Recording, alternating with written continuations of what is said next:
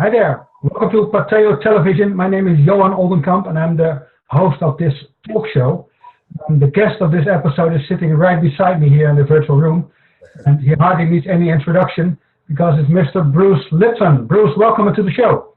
Johan, thank you so much for this opportunity to speak to your wonderful community. I so appreciate what's going on, especially with the young people, meaning 40 and under, because there's an evolution and process, and even if they don't know it, they are the spearhead of this evolution. And so an opportunity to be with them is greatly appreciated.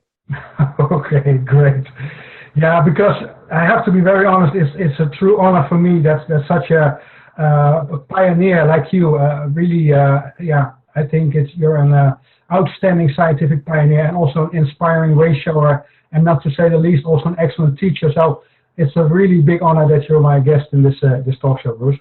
Well, I'm just happen to have been a lucky guy. You know what they say, you're being in the right place at the right time.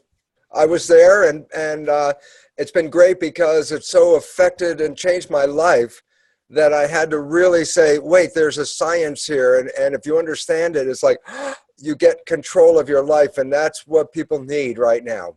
Exactly.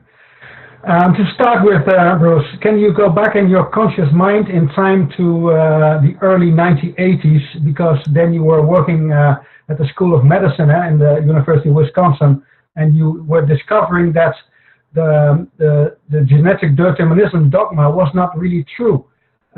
Can you explain what you tried to do in order to inform your colleagues about this, and how did it? Yeah. Well, I started back in 1970. Okay. That's when I started. I was cloning stem cells. So just to give a brief interview about that, a stem cell is an embryonic cell, and our body is filled with these stem cells because every day we lose hundreds of billions of cells, die every day, just natural. You have to replace hundreds of billions of cells or we would all fade away. So stem cells are in everybody's body, and that's what keeps us going. As the cells keep dying, we keep making new ones. So they're embryonic. I was cloning them, meaning I put one stem cell in a petri dish all by itself. It divides every 10 or 12 hours. So first there's one cell, then two and four, and it keeps doubling and doubling. And after a week, 50,000 cells are in the petri dish. But the most important thing, they all came from one parent, so I have 50,000 genetically identical cells in the petri dish. They're all the same. But the experiment was, I took the cells and put them into 3 different petri dishes. So I had 3 dishes with the same genetically identical cells in each dish. But I changed the chemical composition of the culture medium, which is the equivalent of blood, because I make culture medium so I can adjust the chemistry.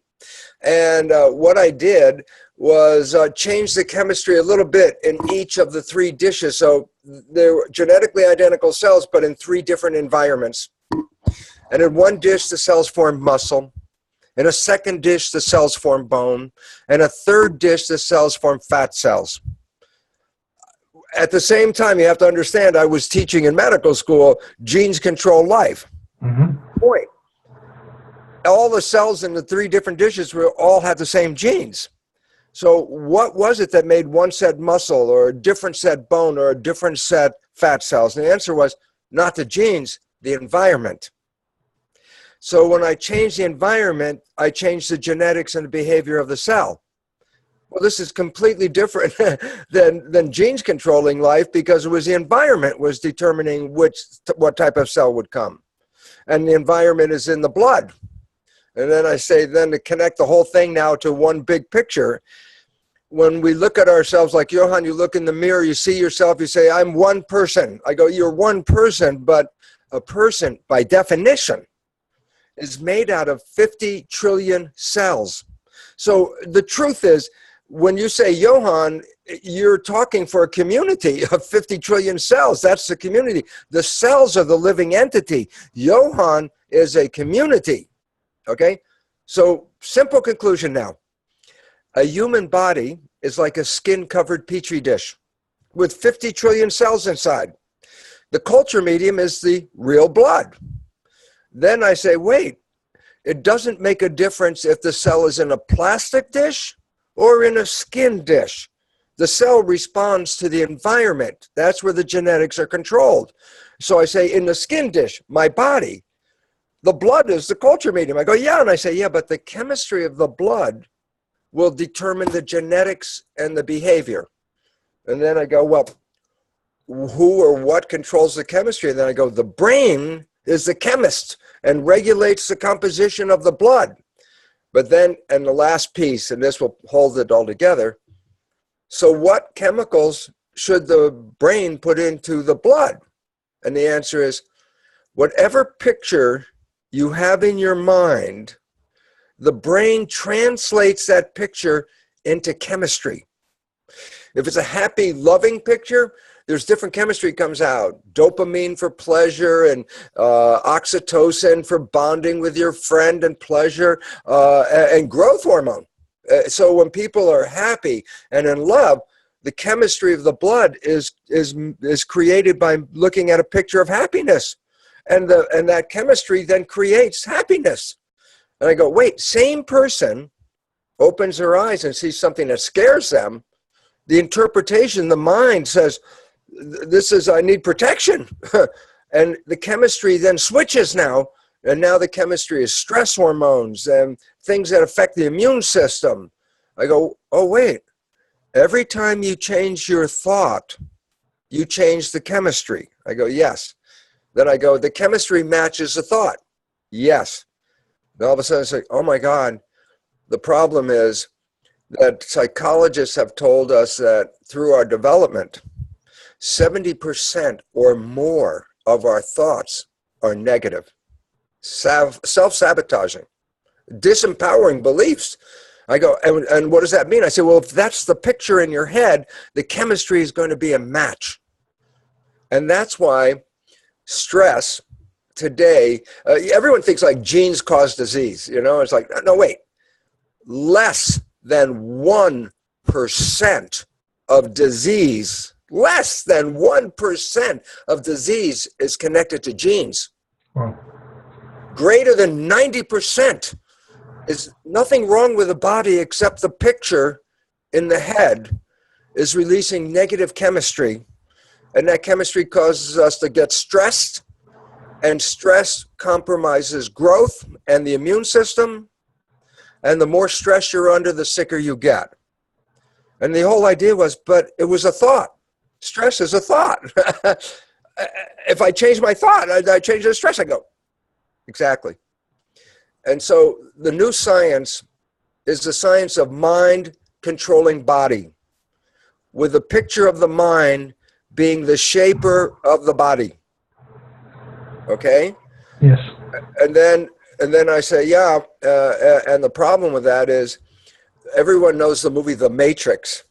The Matrix is like, we've been programmed, and you could take a blue pill and stay in the program. You could take a red pill, get out of the program. Fact, this is a fact of science. Every one of us has been programmed for the first 7 years. First 7 years of our life is a program of how to be a member of a family, how to be a member of a community, how to be a participant in a culture. You have to learn all these things. And by age 7, then you become creative with it. But before age 7, it's just download. First 7 years. And it's nature's way of saying, look, how can you teach an infant thousands of new facts, new ways of behaving? And it's like nature made it simple. First 7 years, the brain is in record, like a video recorder. Everything, records everything, the behavior of the mother, the father, the family.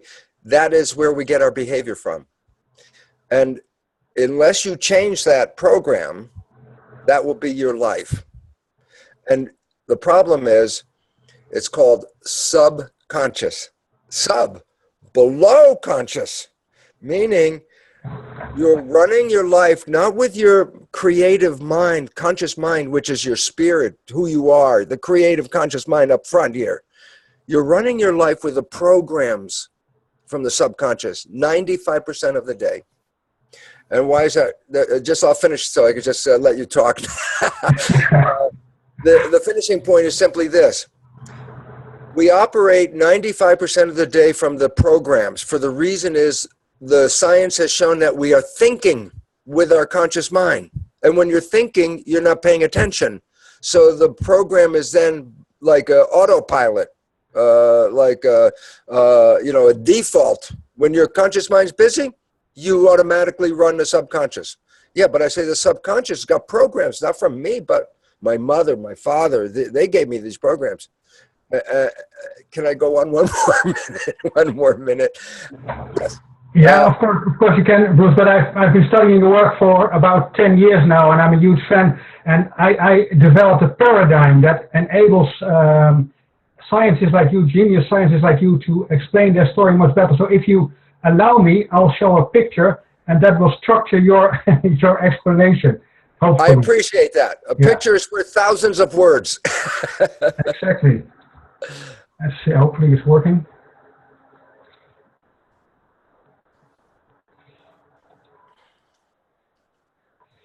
Can you see this? Yes. Holy Science? Yes. Okay, Holy Science is the wholesome reunion of sane science and sound spirituality. Later on I'll explain that a little bit more. But let us start first at looking at science. In your work you also say biology is founded on chemistry and chemistry is founded on physics. Yes. And we now have a kind of paradigm shift where the old physics becomes new physics, old chemistry, and so on, and all up the way to new biology, which you are, I think, one of the main pioneers in now. But take the audience, please, along the old physics to the new physics, the quantum mechanics, and so on, if you like. Yeah. For me? Yeah, if you want, then I can also do, but you can explain it. You do it. You run the control, I watch. Oh, okay, good. Okay, let me try and continue then. This is what you were just explaining about the 95% subconscious and the 5% conscious programs, and also what you told is when we are still under the age of 7 or more or less 7, we are only actually downloading the iPod, as you said in another explanation. I think it's a marvelous analogy because at first there are no real programs yet. They have to be made. They have to be copied from our files, our environment, in order to provide substance to the machine, so to say. And it's very important to understand how this all works. But you also talk about the superconscious, and that's also part of my work, of course, in which we can also make a connection. Most people are not connected with their superconscious. They know a lot about their subconscious, but the superconscious is very important as well. And now we can go to the brain waves. I do it very quickly now because Yes. I want to give you time to comment on all of this. The brain waves, when we are young, until about 6-7 years old, we are mostly in the theta phase, even when we are awake. When we sleep, we're on delta, deep sleep. And then when we are 7, 8, 9, and so on, we become get in the alpha range, and we start to create programs of our own. But most of all the programs that we are running, even nowadays, are still in the subconscious domain. And later on we can also talk about techniques how to change those subconscious programs, for instance with Psyche and EFT and so on. What I would like to stress now is that we can also have sometimes a kind of flash of insight, a sudden insight, and then we have a kind of very high peak in our brain activity. It's a kind of gamma, and we enter the gamma range. And for me, that's a connection with the superconsciousness. Well, to finish it off, let me before you go any further. Yeah, please. That is very beautiful. I think that is a splendid visual that makes a discussion so beautiful that I might have to borrow that one. You can most certainly do that. Great, we'll talk about more later on, but let me finish. I'm a psychologist myself, so I can dig in a lot of things that you're saying about this. But what I did is I created a kind of new philosophy on top of all this, and that's indeed Holy Science. And it's not very new, it's new, but it's also ancient because it goes back to alchemy and metaphysics, and it comes all back to fire, air, water, and earth. These are the 4 essences together with the quinta essentia, the quintessence, ether. It makes it all complete. What I did in my work is I structure everything, physics, chemistry, biology, everything according to these 4 essences. And what I love very much about your work, Bruce, it fits in so beautifully that it gives me goosebumps on my arms when I fully realize it. So please take it from here. This is all I wanted to share because I think this paradigm is very helpful for people to understand your work even more.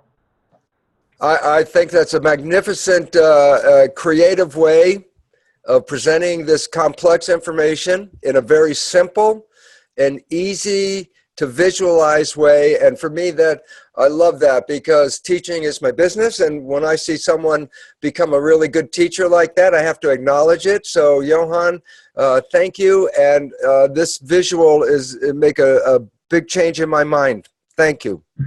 You're welcome. Can you talk a little bit about psyche? Because there are many methods of changing the routines, the programs that we are here. I call them the executables. Yes. You use psyche, I think, on a daily basis. We don't have to promote it too much, but for people to have an idea, how can we change those routines? Because they also explain in your lectures, people go to a lecture and then they get really empowered outside the lecture and they think, this is changing my life, and then the result is absolutely nothing because the subconscious has not changed. How can we change the programs here in that blue section of the subconscious? Yeah. It's the biggest problem in the past about changing the program is that people have connected the conscious mind with the subconscious mind and said, the mind, one mind. I said, no. There are 2 minds. They do different things. And most important, they learn in different ways. So I can educate the conscious mind, which is creative mind. I can educate the conscious mind very quickly just by reading a book, watching a video, even watching this video. I could educate my conscious mind. I go, well, then my conscious mind can get smarter all the time. I go, yeah, and I say, but as my conscious mind gets smarter, did it change the subconscious mind? The answer is no, because that's not how the subconscious mind learns. The subconscious mind learns in 4 primary ways. One of them is not controllable. So let's just say very quickly, a very deep life experience, a sudden shock to your life can change your behavior in your subconscious mind virtually instantly. Like going to a doctor and then all of a sudden being told you have terminal cancer. It's like, that could blow your mind. That can change it. But the problem with that kind of change is you can't predict it, and you can't prescribe it. You can't say, okay, have a shock. I can't do that. So I can't talk much about it because it's a unique experience. But the other 3 ways I can talk about. The first way the subconscious learns was the first 7 years was hypnosis. That's how, in other words, the conscious mind wasn't working, but everything coming in was then going into the subconscious mind. So I say, okay, hypnosis is a way of doing it. And I say, yeah, and it's interesting because as you know in your psychology, as you start to go to sleep, you drop from alpha into theta as your chart shows, but theta is, before you go into delta sleep, theta is hypnosis.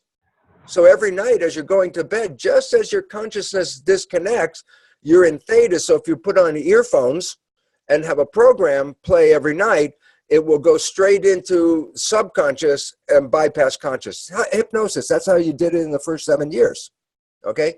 Then, after age 7, how did you learn something in the subconscious? I say, repetition, repeating it, practicing it, making a habit, because after age 7, habits are how the subconscious mind learns, things that you repeat over and over and over again, and you learn them. How to walk, for example, you were less than 2, but the system downloaded a habit of how to walk, so you never have to think about it. Since age 2, you've been walking with a program that you made with a habit as an infant.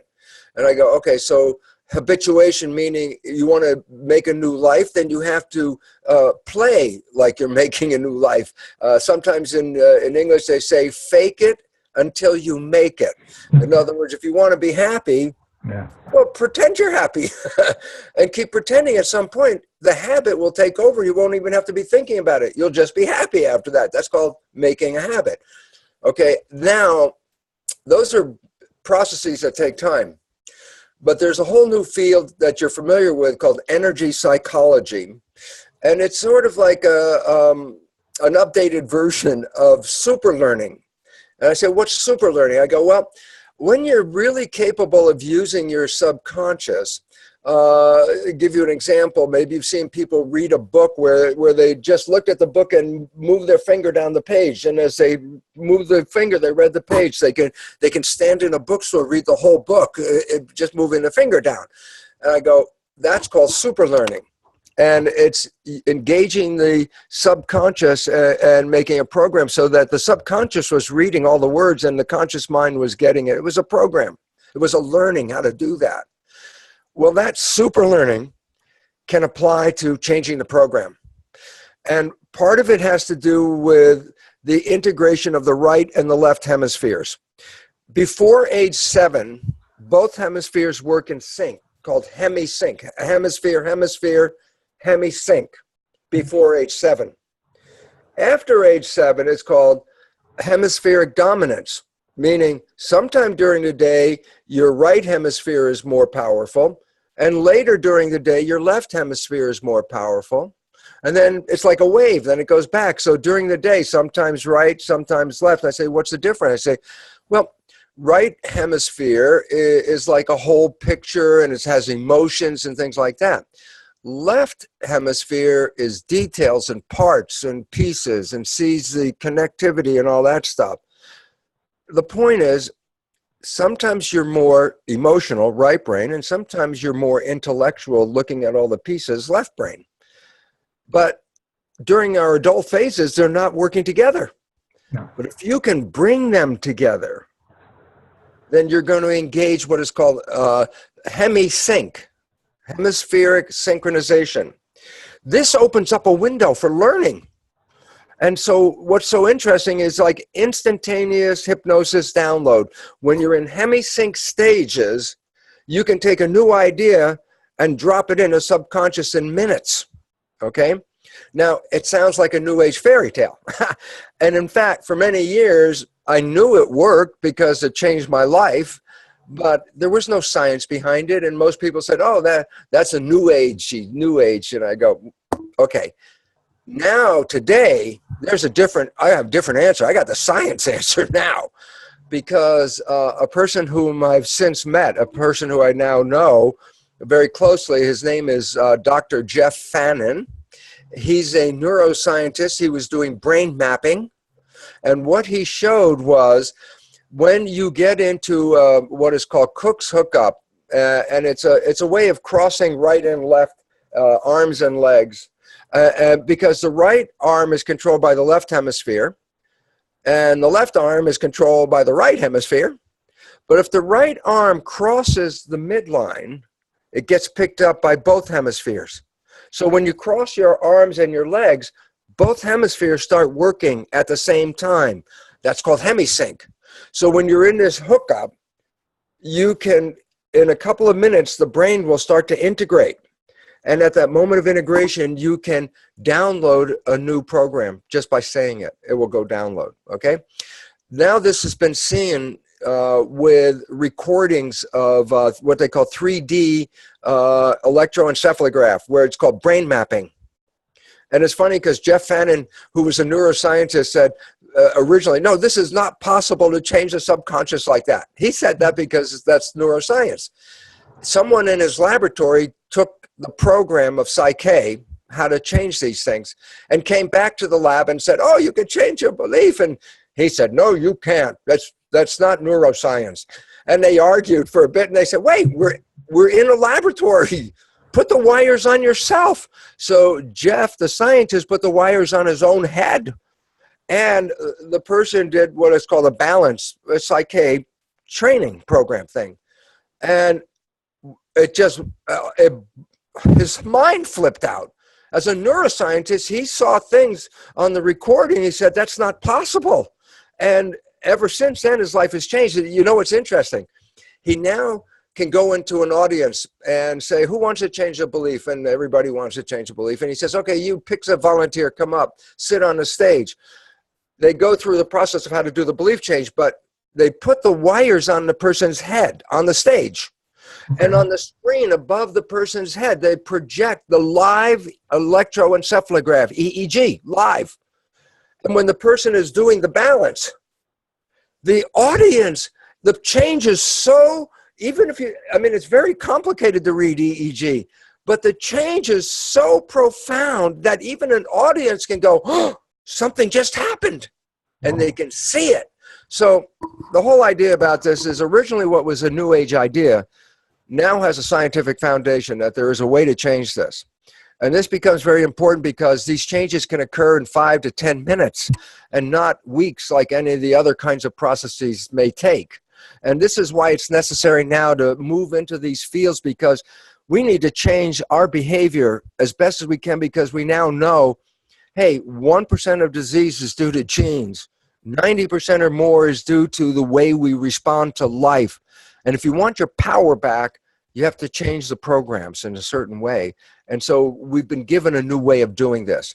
And I just want to add, very interesting, because you're into gamma. This is the most exciting thing, okay? When people put the wires on and they do this hookup, they call it Cook's hookup, where you cross your arms and your legs. There's a calming period when this happens. And on an EEG, you can see that all of a sudden the waves, the alpha and beta waves, start to slow down, and everything gets calm. And at that calm state, when it gets really calm, that's when you can download a new belief in there, okay? But here's something new I wanted to add to you, because this is exciting. A friend of mine in London, who was doing this study with people, putting the EEG on and watching them calm down, watching the EEG patterns, said, yeah, when you get ready, when the programming time occurs, everything is quiet except theta is a little bit more pronounced. But he said this, and this is an amazing thing, this is what I want to share with you. He said that while they were in that state and they were calmed down, he asked them to consciously come from their heart with a heart feeling of love and beauty and just the joy of life. He says, come, just put your mind in your heart and start to feel the joy and beauty of life. And the most amazing thing happened. Out of nowhere, gamma activity shot out of nowhere and shot right up above the chart. And the thing was, it occurred about 45 seconds after the person was told, okay, now go into your heart space. It was actually a time. About 45 seconds later, boom, gamma popped out. And as you have on your chart, gamma is a very serious vibrational frequency in the brain. And that what we start to recognize is when you become integrated and when you start to come from your heart, gamma shoots up as the primary brain activity, which you can explain to your audience is powerful. Wow, what a beautiful example, Bruce. That's great. Yeah, yeah, and I think that's the way forward, because yeah. Let me switch this one off, unless you want to comment more. No, I love the chart, and actually, you know what? I just take a shot of that screen picture because I think it's a beautiful chart, and I want to look at that, and I think it's a beautiful way of presenting it to the audience. So my deepest appreciation for your work on that. Okay, thank you very much. Let's talk about the different levels. We can look at the base level, the body cells. There are about 50 trillion, as you explain in your work. Yes. They all form a unity and become a single human body. Yes. Then we can continue, because all those human bodies together form humanity. And I think the principles that are ruling at base level, at cellular level, they also are applicable to us as humanity, as parts of humanity. And in fact, if you square the number of 7 billion people, you get more or less that 50 trillion body cells. So I think we can learn a lot from the way the cellular life is organized, because we don't go to, the cells do not have elections every 4 years, and they don't have rules, police and military and so on. They do it much different, much more natural. How can we learn from ourselves in order to create peace on this planet? Because I think that's very important, peace. Well, the nature of what makes health and harmony in a human body is that all 50 trillion cells as a community are working together. That dis-ease is when the community stops working in harmony and then there's a breakdown of the community. Whether it's cells or people, it's still exactly the exact same thing. And what we have to recognize is this. We have, in our current civilization, been programmed to believe that each human is separate from every other human and that there is no connection, and that in the Darwinian sense, that this whole human civilization is conflict of who's the fittest, survival of the fittest in the struggle for life. That is the equation. That's what Darwinian evolution comes down to, survival of the fittest in the struggle for life. Well, the first thing is this, is that life is a struggle, number one, and number two, your place in that struggle is how you fight. It's like, wow. So this is a rough world. I go, well, it certainly has become a rough world, but the fact is this. We are now understanding in biology that the Darwinian theme of competition and struggle is actually antagonistic to evolution. Yes, there is some struggle which promotes us to move up, but it's not continuous struggle, that it's mainly community and harmony. A simple point. The word the garden, you know, like the biblical, the garden. The garden is not a battleground. A garden is a community of everything working together in harmony. So I look at it, I say, you know, before humans got here, it was a garden. Everything was living in harmony with each other. And I say, and look what humans have done, that the world is now what is called in a sixth mass extinction of life, meaning 5 times in the history of this planet, life was thriving, okay? And then I say, well, then what happened? I say, it disappeared. I go, well, what do you mean? I say, well, something happened. And I say, well, people and scientists now say, well, what happened is maybe different times a comet or asteroid hit the planet and environment was shaken up and everything fell apart. That's one. Another one is a lot of geological activity, like the shifting of the continents and the volcanoes and earthquakes and all that broke up life. So 5 times there's recorded that there was life, and then a lot of it all of a sudden just disappeared. And then it came back, and then it disappeared. We're in number 6. We are losing species of organisms faster than organisms were lost in the previous 5 mass extinctions. But here's the problem. Science has recognized it's human behavior that is undermining civilization, that we are destroying the environment which is giving life to us. And the point is, we are now altering it, that we're creating global catastrophe with weather change and things going on. It says we cannot live the way we have been living on this planet, because the way we have been living is what is causing the problem. So it says we need to live in a new way. I go, well, this is interesting. I go, why is it important? And the answer is this for the audience. The civilization we are living in now is self-destructive. It can't survive.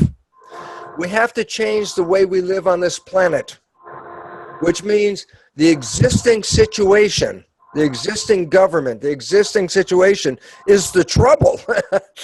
That we have to separate and create another civilization. And the millennial generation, the people 40 years old and younger, are interested because most of them are complaining. I can't get started in this place. I can't get a good job. I can't make any money. And I go, that is the most important part of the evolution. The reason is this. If I said to you, maybe even, I'll give you as my example, Johan, and I say, hey, the stock market's going to crash. How's that affect you right now? And the answer is, well, how many stocks do you own? And then if I say, exactly, right? And why is it relevant? Because then you say, oh, okay, let the stock market crash. I don't own any stock. The millennial generation essentially does not own any stock. Why is it relevant? They don't care if the existing situation collapses, because they're not part of it. They're part of something new, and it's called the internet generation. And the internet is a nervous system that is connecting each human as a cell. We're a cell, each of us as a cell in a bigger thing called humanity, where the barriers break down, the walls break down. where we start to recognize another person is a cell in the same body. I don't care what color they are, what faith they have. I don't care their sexual practice. I don't care about that. Every human is a cell in the same body. If we start killing our own cells, in biology, there's a name for that when you kill your own cells in your body. It's called autoimmune disease. It's self-destructive. I go, yeah, in civilization, which is supposed to be a living organism, if we keep killing our own cells, it's autoimmune disease. So a new time is coming. And the millennial generation has been weaned on the internet of the nervous system of this planet. They think globally. Older people think locally. Older people, it's just what's going on around my neighborhood. Younger people, it's like, the globe is the neighborhood. And this is what caused the Arab Spring. This is what caused the Occupy movement. This is what is causing the change in politics, and people are moving in different ways, and we're coming to a crunch. In Europe, in the United States, there's a big crunch coming on in politics and hate, all this stuff which is antagonistic to evolution. But the young people are not the real ones putting that out. It's the older people. And that's why the younger people have to recognize you have a very powerful role. Step outside of the box. You are not part of that civilization. That civilization is self-destructive. You have a better civilization because you already recognize there's no borders or global wall that separates people. We're all in this together. And the only way out is to be in this together. And so my faith and hope in the future is tied up with you and your generation, Johan, because this is the generation that says we do not have to live the old way anymore. We don't need hate. We don't need violence. We could turn it back into a garden, because a garden is a global community. And this is why your work and that definition that you explained, which is so helpful in making this story understandable, is the important part of why you and everyone listening on this broadcast right now is an important part of a future, not a part of the past. You're a part of the future. And while it looks scary, yes, things are falling apart. The younger people have a community that can hold them together. And that community is where strength and evolution come from. And that's why, for me, it's a critical thing that what you're doing, and even this opportunity for me to talk on this video, is important to me, because the future could be the most wonderful, beautiful thing anybody could ever imagine, and it could be here now. So that's what I'm waiting for. Evolution. What a powerful speech, Bruce. Wow, this gives me goosebumps. Wow. Yeah, you're absolutely right, and it ties all together. But I love the way you come from cells and looking through a microscope and the petri dish, and then see how these principles also can rule or should rule human society. Maybe for people who are not familiar with your work, can you please explain the essential difference between growth and protection? And that's for a single cell, but it's also for all the layers on top of that. Yes. First of all, it's very interesting, because what we're talking about, and understanding the nature of cells and how they live and form a community, and that a human body, when it's in health, represents a healthy, harmonious community compared to a body that is sick, where the community of cells are not in harmony, which is a reflection of the world right now. And the fact is this is based on what is called fractal geometry. And geometry is how you put physical things into space, the study of structure. And what we now know is that the world of nature, biology, life, is built on fractal geometry. And just so, what does that mean? It means the structures have a repetition of their pattern. Pattern is repeated at higher and higher levels. So the life of a cell is really the life of a human, which is really the life of humanity. And so if you understand the pattern at any level, you can apply that pattern to the higher level and make sense out of it. So I say, what about the nature of cells, which you brought up, and growth and protection? This is the critical part. And the significance is this. If I put cells in a petri dish, and I put toxins in the Petri dish, the cells move away from the toxins. But if I have a Petri dish and I put nutrients in the Petri dish, the cells move to the nutrients. The point is this: cells move toward things that give them growth, and cells move away from anything that threatens them. And I say this is very important because it's a simple law. It says, if you want to grow, you have to be open. You have to be open because you have to take things in. If you wall yourself off, you can't grow. So I say, guess what? Growth is moving toward a stimulus that offers you more life and better life, growth, enhancement. Love, it doesn't have to be physical. It could be food. Yeah, that's really good too. You have to be open. You got to eat the food. You have to take it in. Okay.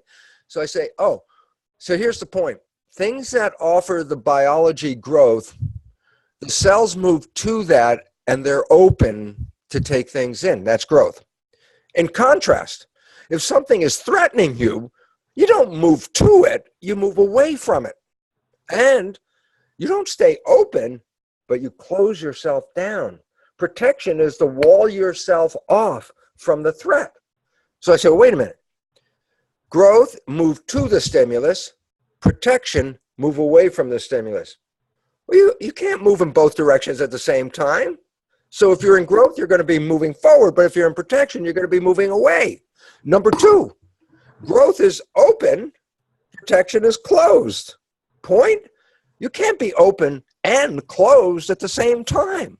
So here's the simple conclusion from logic. Growth and protection cannot be done at the same time because they're opposites.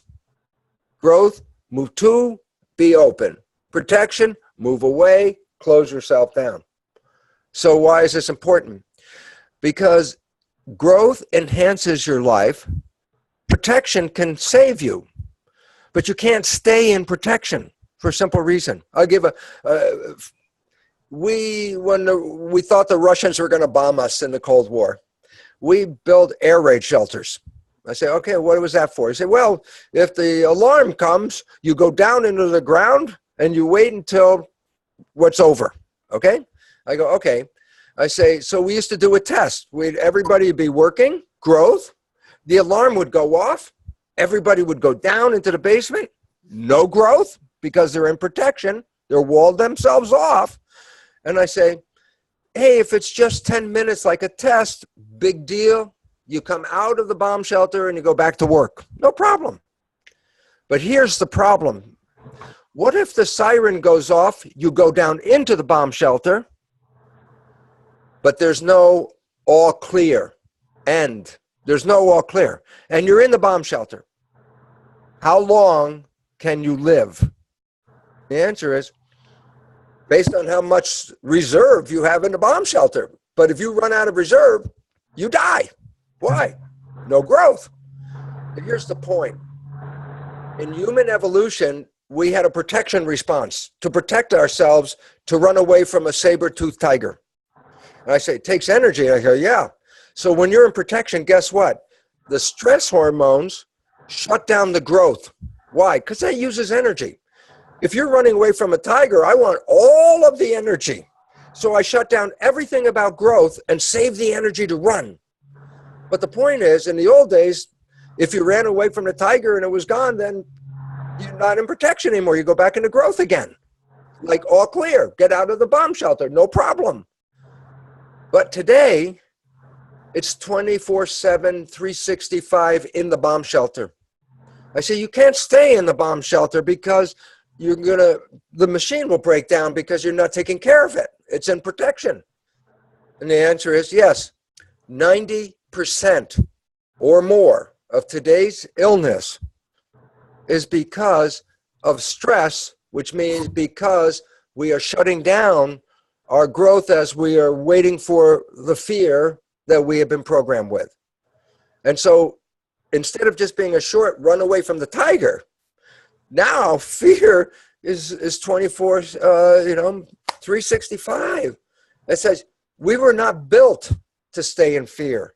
We can only use it for a short period of time, but now it's chronic. And this is where the health issues come from. The belief in fear is changed into chemistry. We talked, the mind takes the picture, turns it into chemistry. The picture of fear shuts down the biology and says, get ready for it, whatever. And the idea is you can't do this for a long period of time because the system will die. And that is why 90% of the problems on this planet in health have nothing to do with genetics and everything to do with fear. Yeah, I fully subscribe to that. As you're explaining, it not only shuts down the immune system, but it also brings down our ability to be intelligent, to reason, to come with logical solutions. And that's why we also are in a kind of negative spiral going down and down the drain. And that's what you said in the beginning, it's the self-destruct mode we're in. So people need to understand this science in order to break free from these destructive patterns. What happens in the body under fear, where the cells, the community starts to fall apart, is exactly the same thing that happens in the world of people. When there's fear in the community, the thing falls apart. And it's interesting because the US politics right now, and I think it's similar elsewhere, is guess what? The difference between growth and protection. Trump is telling, I'm going to protect you. You know, he makes everybody afraid. The Muslims are coming, whatever. Everybody live in fear, fear.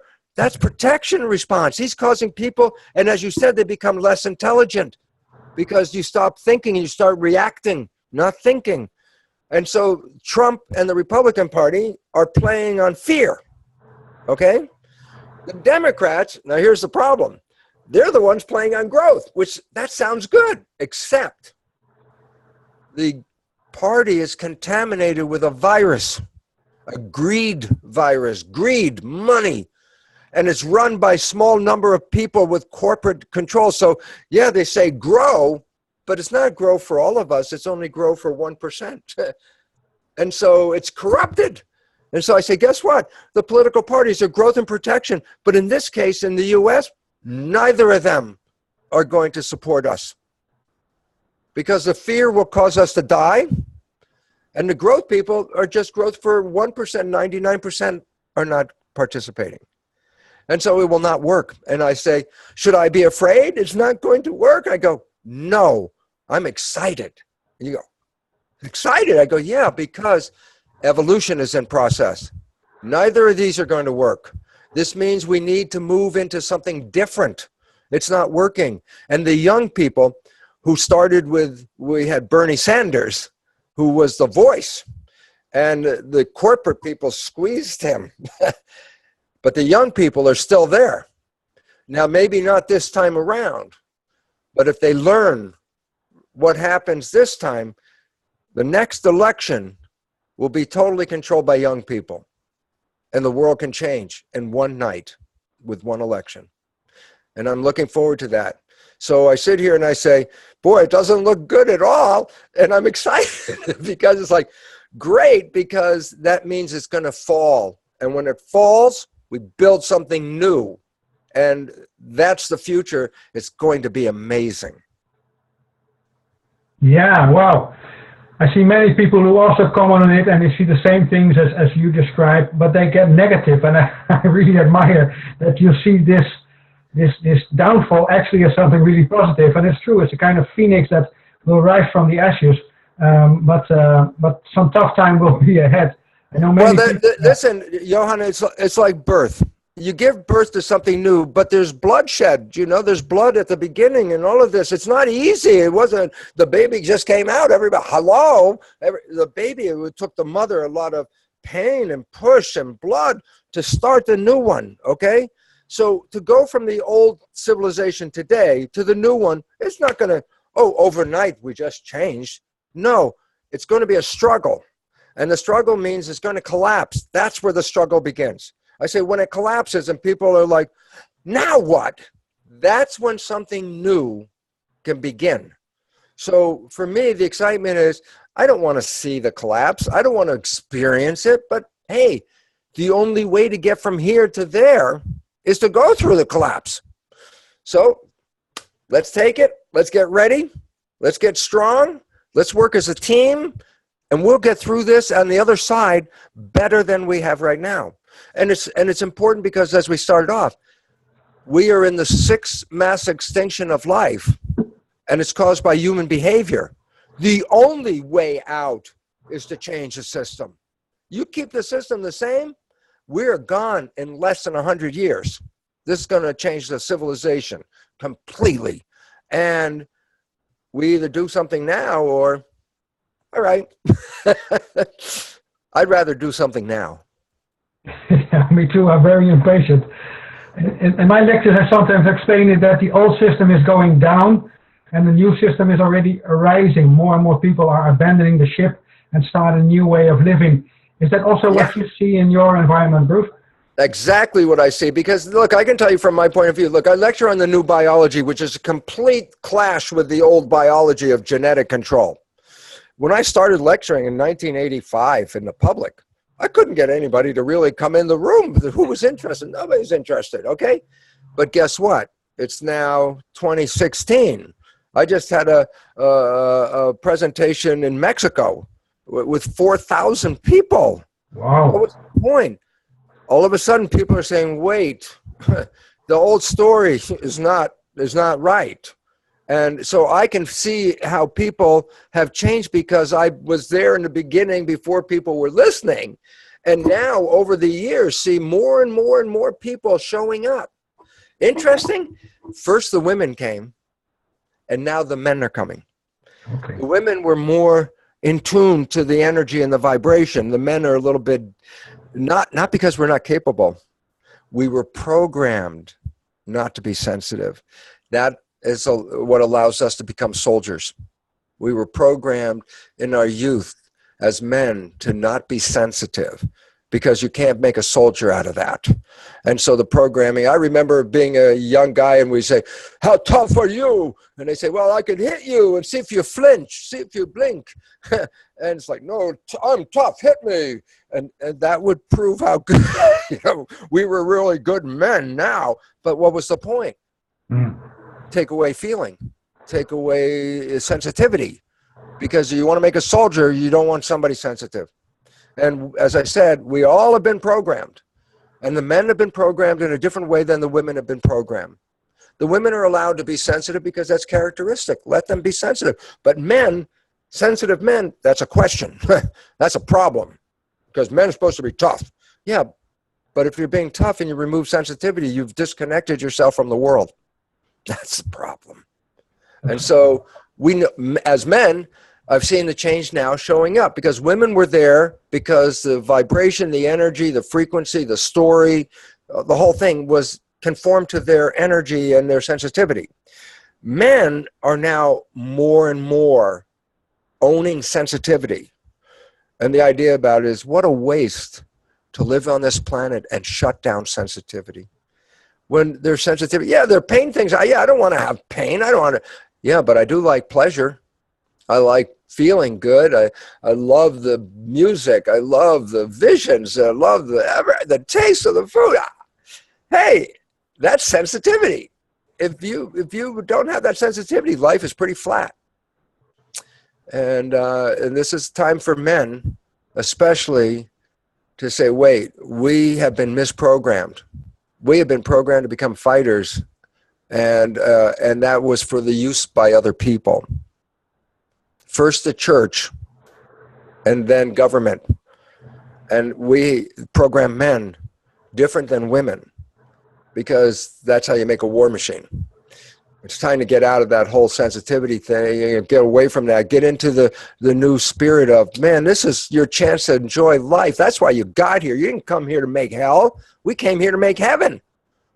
And the reality is the only hell that's being made is out of a program, because when people let go of the program, they create a different world. And that's what my book, The Honeymoon Effect, is all about. I say, your life could suck every day. And then one day you meet someone and you fall in love. And I go, the next day, it's heaven on earth. Everything is beautiful. Everything is lovely. Your life is so great. Everything's great. I go, wait, your whole thing all the way up to this moment was hell. And 24 hours later, it's heaven. And now we know from science what the difference is. It is the first time in your life you stop playing the program. It is the equivalent of taking the red pill. When you fall in love, you stay mindful, meaning you don't think as much as we were thinking because you're here and you're enjoying everything, the person you're with, the place you're at. It's like you're keeping it open. You're not thinking. Well, I say, yeah, but what happens when you keep it open? I say, oh, if you keep your conscious mind open, you're not playing the programs. Now you're driving your own vehicle to conscious wishes and desires. And that's what the honeymoon, it's like you did it. You know, it may have only lasted a week, 2 weeks, a month, I don't know. But the fact was, go back and recognize that that falling in love period right afterwards was the most beautiful part of your life for some period, just hours even. I go, and what was different, and science now says, it is the one time you stop playing all the programs. And I said, most of those programs, the large majority, are disempowering and self-sabotaging and limiting programs we got before age 7. And this is, if you stop playing those, then it's not hell anymore. It's like, yeah. So what if we change the programming for kids and change our own programming, like energy psychology, hypnosis, habituation? You can rewrite the program. And you don't have to have a honeymoon just a short time. A honeymoon was just a way of thinking. You could change your life and have a honeymoon a whole life. That's the destination. Because if each of us lives a honeymoon, then the planet, by definition, is heaven on earth, because everyone will create their own heaven. And that's what we'll seek. I like it. Yeah, me like you too. It's like playing an old tape or making music yourself. And I think it's time that we start to conduct our own music and become a beautiful symphony of very creative and inspired people, instead of people that are down and walking towards home and don't feel any joy anymore. I think what you're bringing, Bruce, is the ultimate empowerment information, self-empowerment based on. But the fun part about this, Johan, is that almost everybody has had that experience of being in love. That's why I wrote the book called The Honeymoon, because I want a large number of people to realize that you're the same person and something was different overnight and your life changed. And if you understand that what was different is you no longer were playing programs. You were actually driving it yourself with the conscious mind. I'm not making it up. It's not like a new age story. It's like, ask those people who fall in love. What was it like in that beginning when you fell in love? And then say, it's not a coincidence. It happens to almost everybody. And I go, because it's the same story for everyone. We've all been programmed, and most of those programs have made life hell. And we don't have to have those programs, because the moment you got out, what did you create? Heaven. Okay? And you think, well, is this new science? I go, this is the joke. The Jesuits for 400 years have told people, give me a child until it's 7 and I will show you the man. People didn't understand what were they saying? They were saying, if you give me the education for the first 7 years, I will control the outcome of that person's life. And I go, yep, they knew that for 400 years, and that idea has not left the leaders of this world. They know that as well. And so you want your life, then it's you that have to change the program, because the government and the controlling interests, they love the program as it is right now, because we are slaves to a system. And there are a few people at the top that get all the profit, and the rest of us are making it day by day. Yeah, fully subscribe to it. But I'm also explaining this to people, but when I try this, Bruce, there is sometimes a little bit negative energy, and people call me a conspiracy thinker and things like that. But the way you bring it, and it's almost it's a power talk to listen to it. So I really appreciate your style and the way you help humanity to break free from those destructive patterns. Well, for you and myself, both of us know that we don't have to live with those patterns, that we could live a different world and we can have a different experience than the one we even grew up with. It could be totally different if you take power. And that's why it's interesting, because more and more every day I see more people that are finally taking the power. And when they take that power back, their lives are so healthy and happy, because they're living in harmony with biology, not in the protection, fear of the threat stuff. Beautiful. I think my time is nearly up. Bruce, is there anything I forgot to ask or something you really want to share? No, I just want to say it's been a pleasure to be with you, Johan, and I so appreciate what you're doing and bringing to the world a wake-up call, because, hey, I fell in love, and boy, but this time, now that I've reprogrammed my subconscious mind with the bad programming of watching my parents and my community, how they created life, I got better program. And I tell you, I've been on a honeymoon now for 20 years. Wow. And what that means is I wake up every day and it's like, it's beautiful. This is heaven in the midst of crazy people, because I don't have to live their life. I can live my life. And that's what I so hope that all the viewers out there get to understand, is that you're so powerful, but so unfortunately limited by programming, that we feel we are powerless. But that's not true. You're totally powerful people, and we just have to get rid of the thing that says you're not. Simple. Very simple. Thank you very much, Bruce, for your time, for your beautiful words, and most of all for your fantastic life work, because it's really helping humanity to break free from all this. So thank you very much, and I wish you a very happy continuation of your honeymoon, and I will continue with mine as well. Namaste. Thank you. I appreciate it. Thank you so very much, and thank everyone out there. Okay. Bye. Bye.